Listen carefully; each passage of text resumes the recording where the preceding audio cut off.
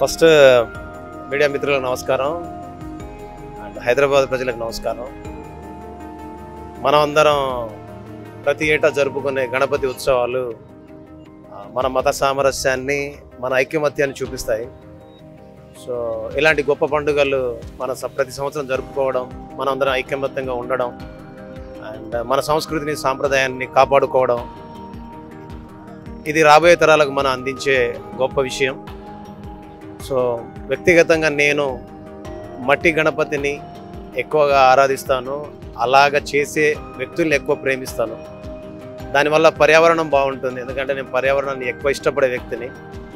So మంచి గాలిని, మంచి నీటిని, మంచి సహజ వనరులను కలిగి ఉంటేనే మానవుడు ఎక్కువ రోజులు ఇక్కడ నిలదొక్కుంటాడని బలంగా నమ్ముతాను. అలాగా నమ్మి చాలా పాటలు చేశాను.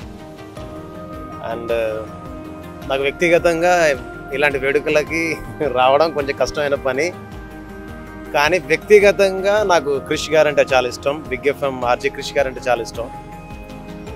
మేమిద్దరం ఇష్టపడడానికి యాక్చువల్లీ ఒక అమ్మాయి అబ్బాయికి లవ్ పుడుతుంది. యాక్చువల్లీ అమ్మాయి అబ్బాయిలు ప్రేమించుకుంటారు, బట్ మేమిద్దరం ప్రేమించుకున్నాం అని తప్పుగా తీసుకోవద్దు.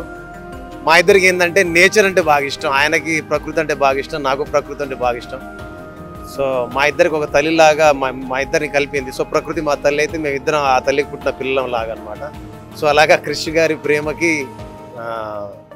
గౌరవంగా ఇక్కడికి రావడం జరిగింది. అండ్ కూకట్పల్లి ఇక్కడ చాలా అనుభవాలు ఉన్నాయి.